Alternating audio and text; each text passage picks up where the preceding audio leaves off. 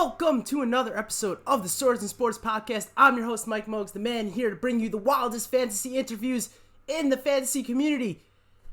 This week, I'm super excited to be joined by recurring guest, D.W. Ross. He's here to talk about Book 2 of the Onyxborn Chronicles. I'm talking about the book, The Darkest Dusk. The interview's coming up in a few short moments. As always, if you're listening to this podcast, I hope that you're listening to it on one of our amazing podcast listening platforms. The videos are on YouTube. The audio is on Spotify, Apple Podcasts, the Google thing, the Amazon thing. Wherever you can get podcasts, that's where the show is. So please check that out. Please leave a rating if you like this stuff. I know some people like this stuff because this is an award-winning podcast. And if you're looking for details on upcoming episodes, you can follow me on Twitter if you're looking for little clips of the show, just a little sampler. Like, if you go to Ruby Tuesdays, you get the triple sampler, you get the wings. You're like, I don't know if I want the wings, I want the mott sticks, I want the potato skins. Well, on Instagram, you could just try it out, just a little bit. Let's get into these book details. The book is The Darkest Dusk. The author is D.W. Ross, a great friend to the program. The series is the Onyxborn Chronicles. This is book 2. It was published on June 21st, 2021. So it's a COVID baby. Or it's like just towards the middle of a COVID baby. It's 469 pages, and of course it's a self-pub book. His first book was featured on Self-Pub Fantasy Month, which was last year in August, and we had such a great time doing that we decided to do it again. As always, this podcast contains spoilers. It contains a lot of them. If you haven't read any of the Onyxborn Chronicle books yet, first off, go get that done. Second off, read it, then listen to this podcast. Listen to this podcast, read it. I don't care what order you do it as long as you're listening to this podcast and reading the book. Without further ado, friend D.W. Ross. It's the return of the Ross. The return of the Ross. I'm here with second-time guest D.W. Ross. He's here to talk about his book, The Darkest Dusk, which is book 2 of the Onyxborn Chronicle. The Irn-Bru Boss himself. Welcome back to the show. Thank you so much for having me. We've been sitting on this for a couple of weeks, and I've honestly been so excited for today to talk to you, so it's cool. We almost had to end this interview before it even started because I heard a crackling of a can in the background, and I thought this could only be one drink. And he has the audacity to bring a fucking monster into the screen. But then I found out that he dual wields. Always. There it is. The Irn-Bru. I am literally the most Scottish man. Look, I even have Robert the Bruce still just chilling beside me. Oh, what a great lead-in. Yeah. I wanted to talk about this. Oh, How did you find the sword of Robert the Bruce for just 146, whatever your guys' money is? It's a website called Ravenforge, and I think they make really, really cool replicas, but I think they also make ones that have sharp edge. But I just went on and I just saw it, and it was between that and like the Claymore from Braveheart, and they didn't have a Claymore, and I was like, well, I'll just get this, and I just went for it. And honestly, those people are like the nicest people. When they send it out, they send you some sweets and like a thank you message that's handwritten. Yeah, oh dude, like I've got the hang on. Ross has left the building. There he is. Yeah. Holy shit. Yeah, it's a sizable boy too. Like, do you know what I mean? It's chunky. Like, dude, that is a big ass sword. No, right? So when I saw that for that price, I was like, yeah, I need that right now in my life. How did they find his grave? I don't know, but I mean, now that I have his, then that obviously gives me so many cool points, right? That 100%. Do you now become the King of Scotland? Yeah. Okay. That's it.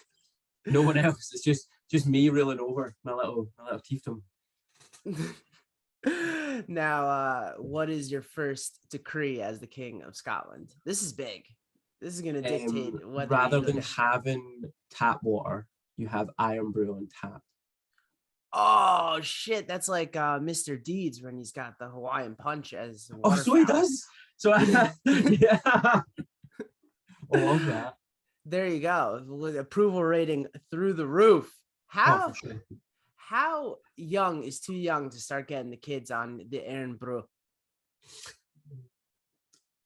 So my daughter's 1, and she's tried it, as in she's had like the tiniest sip, but she only tries like the sugar-free one because obviously don't want to give her sugar too much because she's so wee.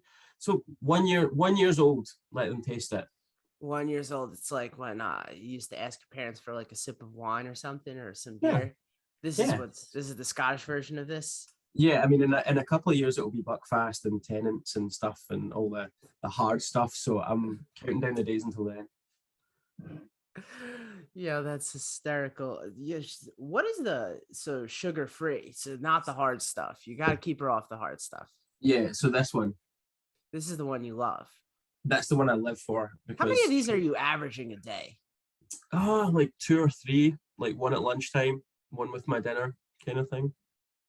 Is your pee ever clear? That seemed like No, an no, just intrusive literally question. comes out as it goes in. It either smells like Irn-Bru or coffee.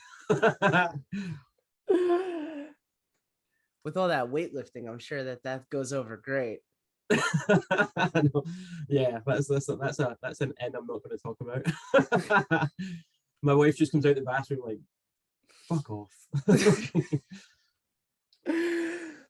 All right, not one single book question yet, but let's go. That's fine. Yeah, let's do it. Since you were featured in the self-published fantasy month, where I was forced to give an intro, where I had to mention that. No, I'm kidding. I had such a good time doing that. You kind of exploded a little bit on the scene, right? You're having yourself a moment. Yeah, man, I've definitely been like a bit more active and a bit more interactive now that I've got a little bit more time. And I think I just like it's just a nice little outlet, if you know what I mean. Like to be on like whether it's Instagram or like book Twitter and stuff, and just like meet people who are like-minded and equally as like kind of nerdy and cool as me, and then like just chat to them. So I've definitely like embraced it. I feel like coming off the back of working from home and stuff and not having as much like social interaction and not having the ability to do that every day, I feel like it's definitely given me that little area where I can just go and like be myself and have some fun and send people really stupid gifts. So you put out the second book, maybe like it was actually pretty close to when we did the interview. Yeah. And then you've kind of been like people have been buying it, man. Like sales have been looking good from everything you've been posting. Yeah, man, it's really picked up. I think I didn't expect it to be as widely read as it has been. Like to be honest, I was just doing it for myself in the beginning. So yeah, like to see people picking it up, reading it, reviewing it, enjoying it, it's been really cool. Do you attribute that at all to, like an increasing social media presence? Do you just increase like, word of mouth is really taking it pretty far? Yeah, I think the key has really been being interactive with other people and like kind of I don't know, like I've started talking a lot more like my peers, if that makes sense, like other self-published authors, and not even just in a like, hey, let's talk about our craft kind of way. It's just actually just interacting with them and getting them to know them as humans, and then you kind of bounce ideas off of one another, and that's definitely helped. Like one person who's been super helpful is Ryan Cahill. He's like he's the GOAT, right? He really is. This guy But is a legend. He honestly is. Like that's the thing. Like I feel like we're a bit like kindred spirits because we're both like from like, well, he's not from the UK, he's from Ireland, but like we're both like Celts. You know what I mean? We're both like cut from the same cloth, and we just have a like similar level of banter and stuff. But he's been so helpful, and there's been a whole bunch of other people who have been just great, and being more interactive in that space and kind of being myself, I think has allowed people to see that I'm not going to go on Twitter and be like, here, buy my book. I'll maybe do that like once per release because that's just not me, but just being interactive and people going, oh, tell me about it, and then I get to just tell them naturally and everything, and I think that's helped. I mean, you're doing a great job. I've been seeing you all over the place, and Thanks, man. getting with Ryan is definitely something that's very good, like great for the career. That guy is a marketing maven. He really is, and the good thing about him as well is he's so approachable. So like if I'm like coming up to release and I'm like I want to show him a cover, or if I'm like I'm just not sure about. I mean, I think I went to him and I was like, the epilogue of book 3 is shit. I need to rewrite it, and he was like, yeah, just go rewrite it, see what you come up with, and he's a pretty positive person. So yeah, he's great. You also just spent the first 10 minutes of our interview eating in front of me, and I found that to be Oh an yeah. extremely big power move. Oh, big time. He loves a scran. So yeah. Sorry, that was a wee Scottish scran. Just means a nice food. Yeah, that one went over my head, so I was just gonna move on. Honestly, I think when you interview me, we should just have like a glossary What do you got? What are some good terms that I'm missing out on? from Scotland. Yeah, Hmm. So do you know what patter is? no. What is that? So if you've got good patter, it's like you have good chat. So Ryan might say someone has good crack. So it basically means you're good to talk to, you're fun and everything. So Okay. if you've got good patter, which you do, that's a compliment. We also use the word. I don't know if I can say it's on this, but the C word. We also Oh, use that. you can say Oh it. yeah. Many people So have on well, this show. oh good. Well, we use this. We use cunt as a bit of a friendly term. So like I would say Mike is a good cunt. Do you know what I mean? You're a good guy. That is yeah. I think Australia's the same. Like in Australia, they say like right cunt and stuff. Can't believe the same. I've had a few Australian authors drop that. It's funny because like it's such a bad word in Oh yeah. America. It's like so bad. Like you almost like it's Yeah, comparable to other words that you can't say. But like overseas, it just flies. right. And this is what I think people don't get. So like sometimes when I'm with like people I know who are from America, and I'll be like, oh man, he's such a good cunt. And like I'll be saying that to like either my wife or my friends and stuff, and like their faces are just like, because I don't think they understand that you can put the word good in front of that word. Do you know what I mean? Because you're right, like even when you see it in movies and stuff, like it's used as like the vilest possible retort you could possibly have for someone. And then over here it's just like it's happening, cunt. It is. It's I mean, listen, that word has been said a ton on this podcast, and not by me, surprisingly. But that's what I mean. Is I think you'll probably be ingrained with that feeling that you can't say it. there's definitely like I can't say that. It's I don't know many words that exist in that like dual state where it's like it's acceptable to Mm-mm. say in one place and not here in the United States. But it's weird as well because I won't say it in front of my mum. So Really? she that's the only word that like I was kind of brought up where I wasn't like allowed to swear, but if I did, I wouldn't really get into trouble as such. I'd probably just be like, Ross, watch it. Whereas if you say cunt, like my mum would ground me. Like I would be, Really? oh yeah. What was the reasoning behind that if it's like kind of more socially acceptable? I don't know, maybe it's a generational thing. Maybe back like when my mum was growing up, it was like the same as over where you are, where people just Really? they hold on to that as like a scathing word rather than anything else. So I don't know, but she's still to this day like if I slip up and say it, like I'm in my 30s, and if I say it in front of my mum, she's like, I see the eyes, and I'm like, oh shit. Listen, it's healthy to still be slightly afraid of your mom Oh man, in your 30s. That's healthy. she I'm still got me. terrified of my mom. She won't even Yeah. listen to half these shows because of embarrassing. Yeah, my mum's a bit of a wild one. I used to put on gigs and stuff, and she would come down to the gigs and she would kind of see like just all the it was like hardcore punk gigs, so she would see like all the debauchery and stuff and everybody like jumping each other. And I think she just took to it straight away, but you still just can't say the C word in front of her. She's like she'll literally watch like me and my friends like batter each other at a gig, and then she wouldn't if you drop the C word, she'd be like, no, that's not That's happening. listen, it's important to have boundaries, even if they don't make Mhm. sense. Yeah. Well, maybe I'll crack her one day. I'll get my daughter saying it and see what happens then. Oh no, I don't know about that. I know. It's it's funny because if I say that, this show gets canceled immediately. Yeah. If you say it, it's just like funny. I just laugh. Trying to work out how I can put it in my next book. Speaking of, we got a new project coming. What is this? We do. I can actually show you the new project. Ooh. I know. Da, da, da, da. So this is the new project.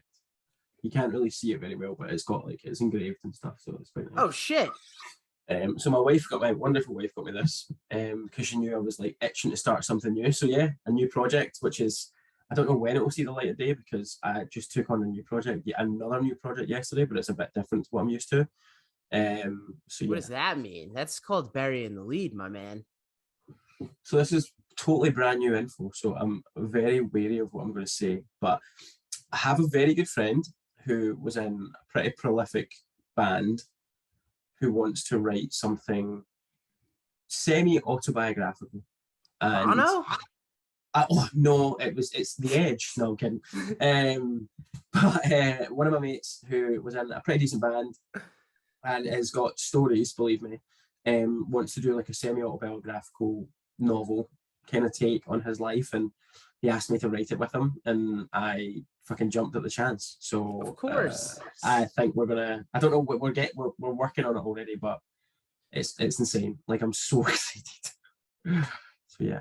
Yo, so semi-autobiographical. That always gets me. So like some of it's true, some of it happened. Well, I guess true is subjective, but like Yeah, because it's the kind of thing at the beginning of the book we're going to go, this is based on true events, or is it, or something like, because there's going to be elements of it that are completely true, but then there'll just be how we kind of dramatize it to make it more like reader friendly, or even how we pull it back a bit if it's maybe a wee bit too extreme for reader stuff. So pull it back a bit. Now that's how you get people in. Have you considered how you're going to throw yourself in that story? Because that's what it's all about. yeah, Making yourself the center of someone's story. That's it. So I mean, I've known this person for 12 years. I spent a lot of time with them in various countries and states. And by states, I don't mean states in America. I mean different levels of drunkenness, and yeah. So I mean, I know him so well, and we're really, really close. So I know that I can be open and ask him questions, and we can kind of explore the whole thing together in a way that tells his story, but I can kind of put my touch on it because I kind of feel like I understand what a reader would want. This is going to be a lot cooler when we know who the person is, but until then, stay tuned. Yeah, stay tuned. I wish I could say more, but I'm just not gonna. That's smart. Hey, smart man. It's my job to try to tease that out of you, and it's your job not to say anything. We both got our roles to play. As soon as I have anything to share publicly, you will be among the first to know. Good. How are you going to turn it into a fantasy story is the real question. Yeah, so I think we'll just take every chapter and add a dragon. Just every chapter and be like, right, okay, so we've got chapter 1, this happened in your childhood, you were in this and that, and that. Oh, but right now we've got a dragon. And then we'll that actually would be so fucking funny. At the end of like a true story, like I played this gig, we went out, blah, blah, blah, ran from the cops, and then just like the last sentence, oh, and I saw a dragon in the sky. Yeah. Or like you were about to get fucked up by some guys, and then the eagles from Lord of the Rings just picked you up, and it saved the day. So there's loads of things we can do. The good thing is this person is a bit of a geek like me, so we could have fun with it, but I don't think we will in the first instance.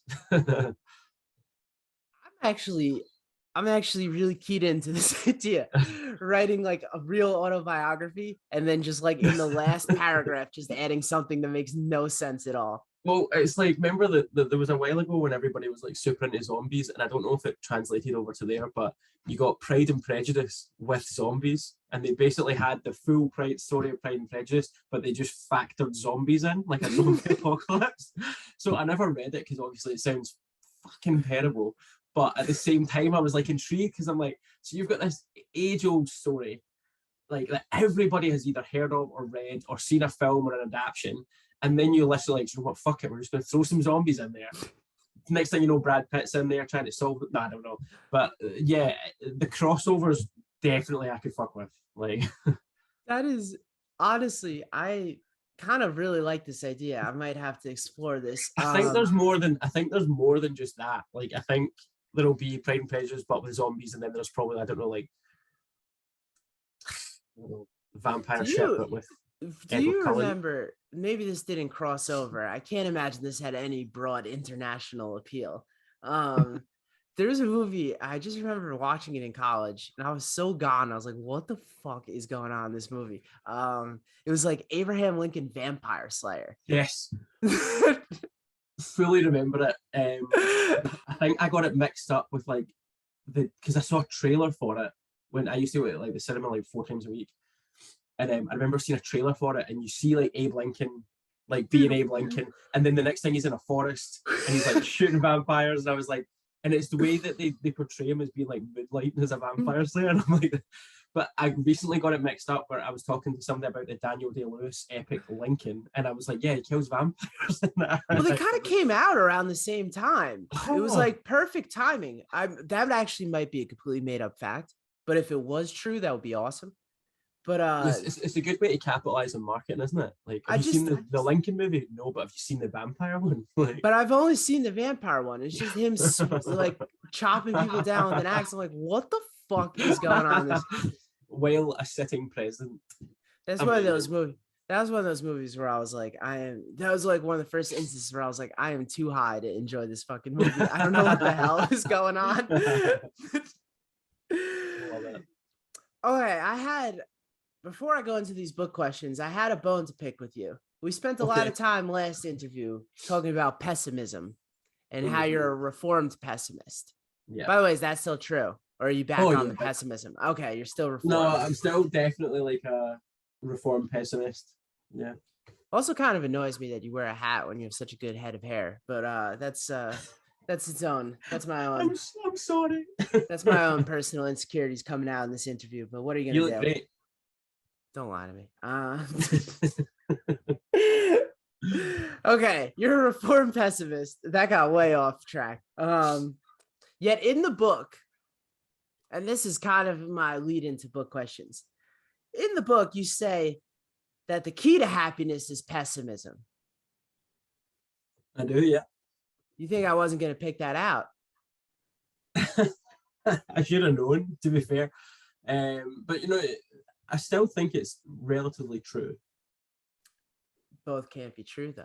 What is? Well, I mean, it can. You got it. I'm putting you on the hot seat here. Well, right. Okay. I'll try. Right, I'll try and answer. So, in my take, the key to happiness is pessimism, and it can be pessimism that you build up over time, where you're just a consistent pessimist who looks for the worst in everything, and then you just get fucking sick of it, and then you start enjoying life, which is effectively what I did. Right. I basically just was like, right, there's some things that really bring me down. I'm going to stop doing that.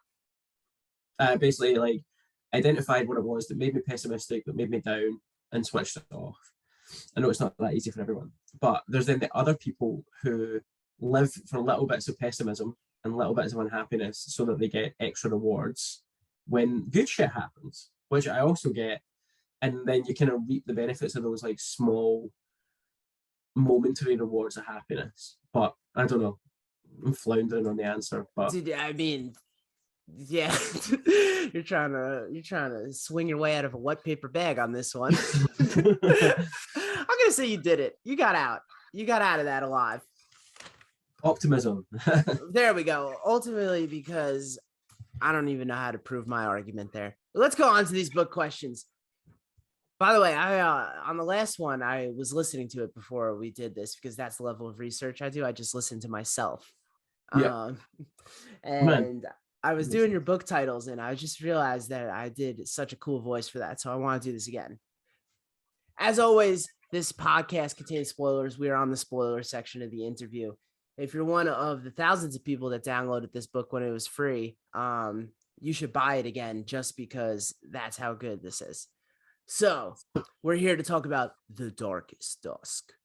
Yeah, I love that. That was good. I'm going to rip that from this interview and just have it as like my. You got good titles. You've got some really good titles for that. Cult from the North, The Darkest Dusk. The third one's my favorite. What's the third one? The Fury of Fate. The Fury of Fate. There we go. And that's all we need. I'm literally going to put like a movie trailer poster together, movie trailer together with just you doing those voices and just the covers. What made you go alliteration for the last two titles and not the first? I think, to be honest, it was experience, if that makes sense. There you go. Alliteration is dope. Yeah, I love alliteration, and I think if I could go back, I don't know if I would. I probably wouldn't change Cold from the North, but I would love it to be like it fit in with the flow of the three titles kind of thing. But definitely just experience and just like saying it over and over and over and over in my head, saying it out loud, getting my wife to say it to me, just hearing it and then hearing it in different accents as well, believe it or not. So I know you've just said it, but I did ask one of my American friends if they would also just send me just them saying it, because I think when I speak, a lot of things just roll off my tongue because it's obviously my voice, but it doesn't always happen when you talk to people in That's a other good countries. point. So I just wanted to be like, is it a mouthful? Is it easy? Kind of thing. I just because my mind runs in very gross circles. When you were like when my wife says it to me, I'm like, is that your guys' go word? Say the title of my book, babe. Midway through. Fuck. I don't know what's wrong with me, man. This is This is the shit I live for, man. This is it. Oh, by the way, do you think that the Stabby should give out an award for procrastination? Oh, 100%. Like, think if you could get an award for being like active but still procrastinating but showing you still released a book, 100%. That should be awarded, right? I know that you said you should be in contention with it, but you've published 2 books in the last 2 years. I don't know the time. No, but see, if I really tried, I mean, if I really tried, I could probably have done 5.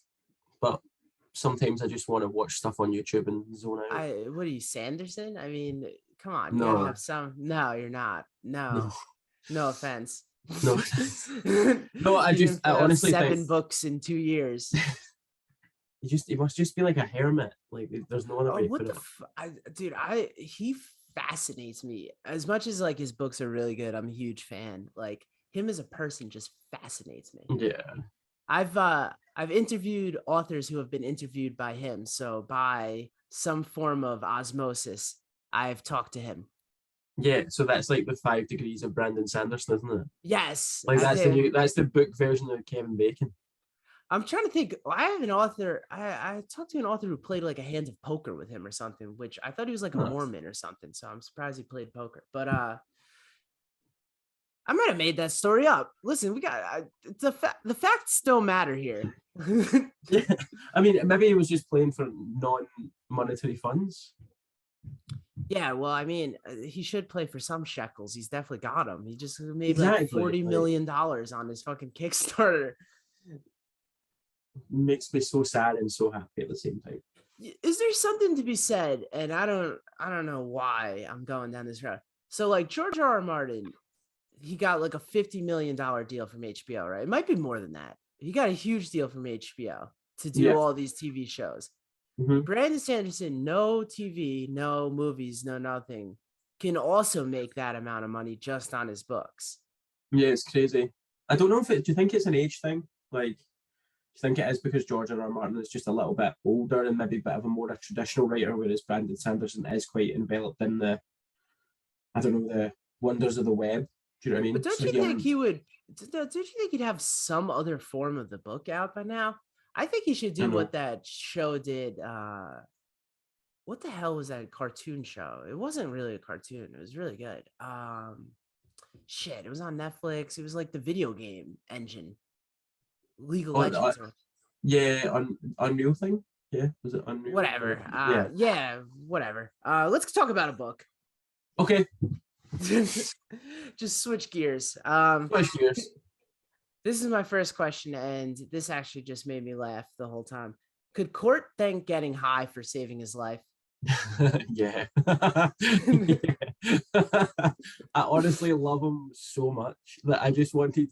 There was bits where I was trying to be like, how can I make him baked? Like, how can I send him into a really bad situation, high as shit? But I just knew it was going to take away from the story if I had that narrative of him just being a stoner. So I just subtly. He's a passive smoker. Oh my God. I just got a running out of time thing. What the hell is this? Is there a limit now on these? There can't be, surely. We'll just run it back. We'll just do another one. And I'll just record it if we go over. So Court's a stoner. That's really what I gathered out of that. Is there an alternate timeline where it's just him getting high all the time?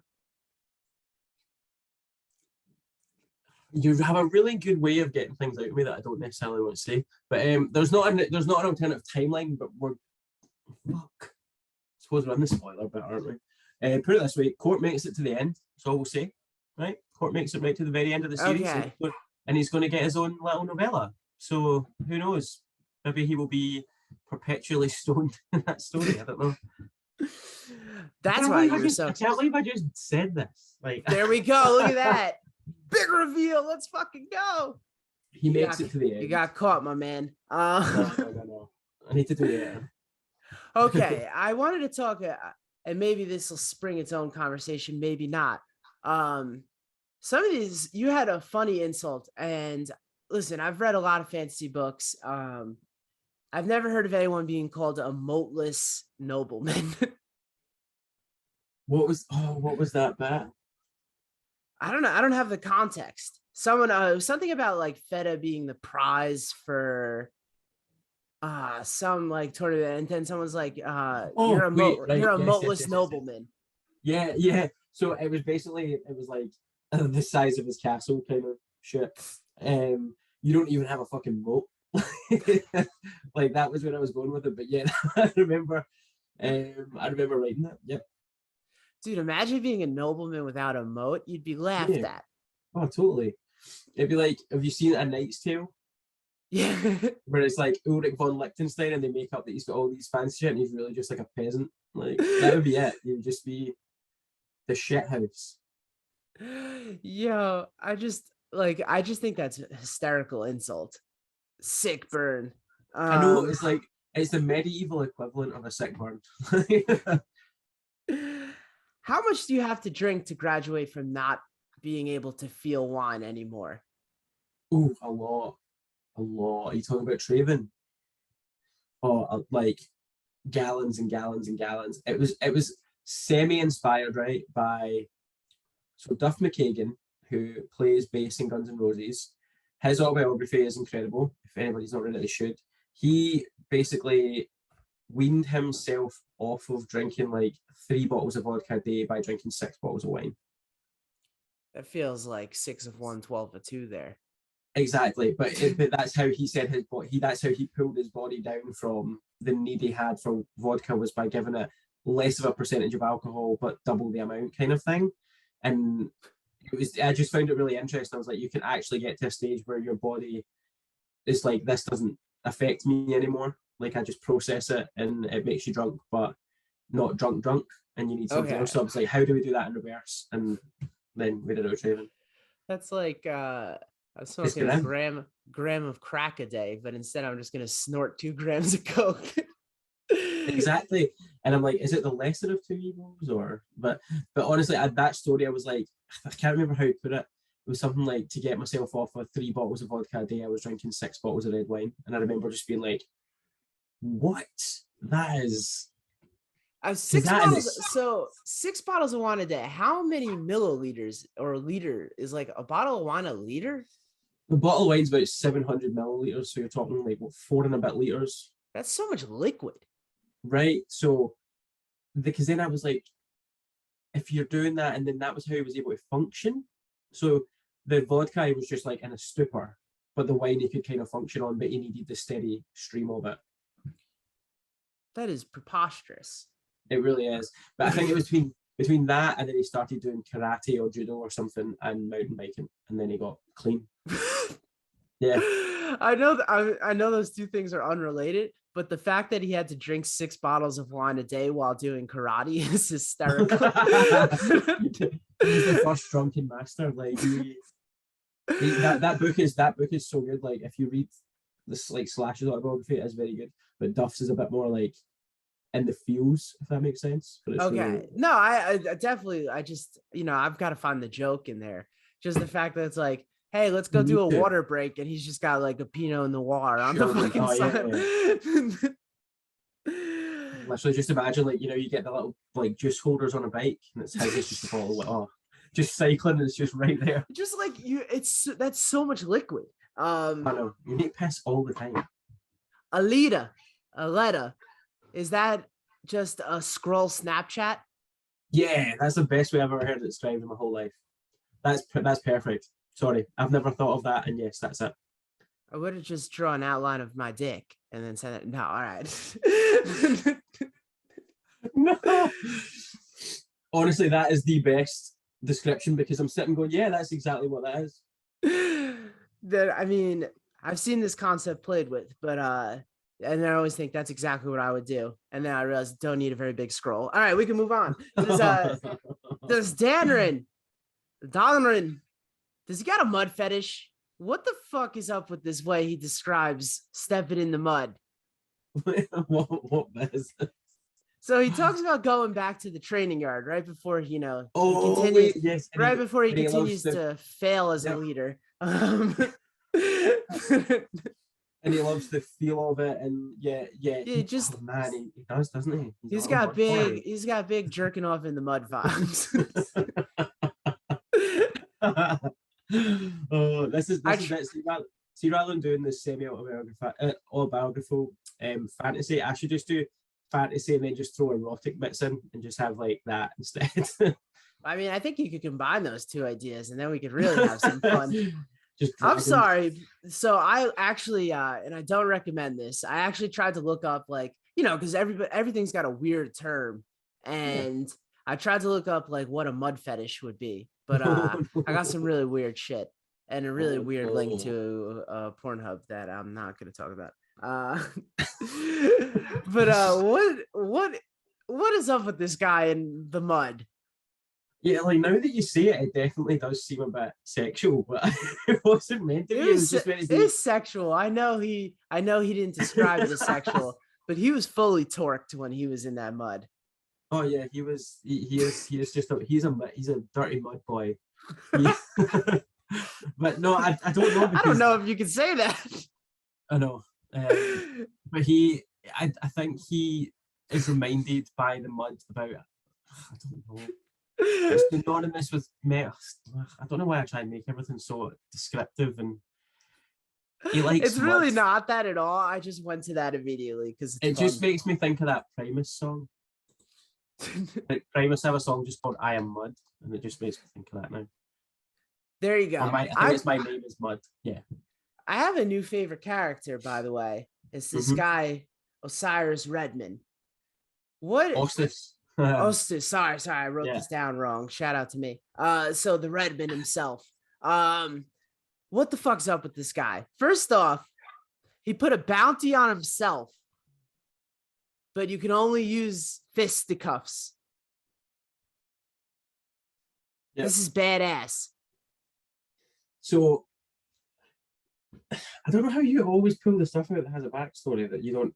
There's no way. Right. So one of my friends and I were discussing the book, and he said, "Will you write a certain character in for me, but give him a funny name?" So weeks passed, and we never talked about it again. And then we were talking. He was talking about if he was on. I don't know how this came up, but I'm just going to tell you. If he was on eBay and he was selling all of his old pornographic material, he would use the eBay username Redman42069, right?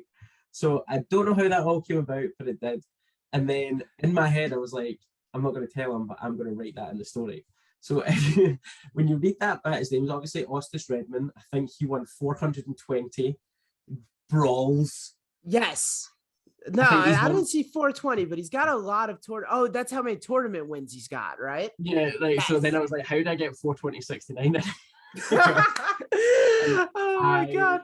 I think we managed it. And I remember I told him, and he was just like, fuck off. And I showed him the bit, and he was like, this is the stupidest thing I've ever seen. So that's me just taking a little bit from one of me and my best friends and putting it in the book. All right, we're talking about the Redman, and I'm not talking about the rapper who put out the album Blackout with Method Man. I'm in fact talking about the man who counts his tournament wins, 420.69. Ha ha ha. Oh.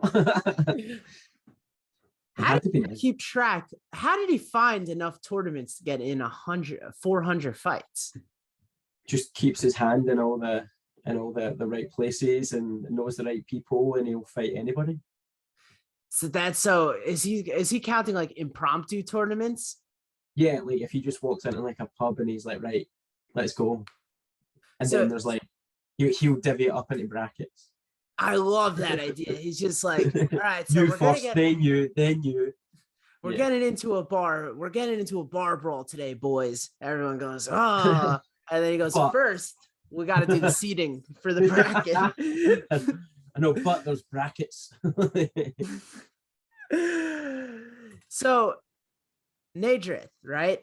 Yeah. He's our titular villain or whatever you want to call him. So he's gonna do all this work. He's gonna take over the world, blah blah blah, be the big baddie, and then in the end he's just gonna be like, you know what? You rule. There you go. Yeah. Yeah. Like, I know it's one of those things that, to be honest, after writing it that way in book one and having that established, like in me, I was like, maybe you should be more of a plotter and not a pantser, because you could think about these things. And do you know where I'm coming from? So, that whole plot line in itself was like, why have I fucking done this? Like, but I've never heard anyone admit that on a. There we go. This is the raw honesty you only get on the Swords and Sports podcast. This is it. Like, what's the point in lying? Like, I just, when I write these bits, and then like I have a whole document that's like things that are in book one and book two that I'd like to reference back to, and then I go back and I read it like just as I'm editing and stuff, and I just look and go, fucking, I hate me a year and a half ago. Why did I do this? Like, why have I done this and this and this? And there's so many different elements of the story that just changed on a whim that I definitely think have taught me not to do that, like for any other projects, if you know what I mean, where I would definitely try and be a bit more definitive and not just go, but this sounds cool right now, and then write it. But it makes sense though. I mean, he's doing all the prep work. You know, he's basically got to like usher in the new world. But the way I kind of get around it is in book three, again, because we're on the spoilers part of the podcast. Like in book three, he's not chuffed about it. He's not happy. But he's realizing, wait, am I not going to be top dog at the end of this? And obviously that comes with what it comes with. Well, he's an insecure motherfucker for a dude who loves the sound of his own voice. Yeah, he's got some internal demons, man. He's never seen an opportunity to public speak that he hasn't taken. Yeah, he loves like presenting himself out of the way, but I think the way I wanted to write Nadrith was his strength comes from other people thinking he actually has strength. He has no strength. Well, he's got a sick staff, dude. Well, it's a sword, but like, because that obviously that transforms and it becomes a sword for him, and it gives him all the powers of these warriors and shit.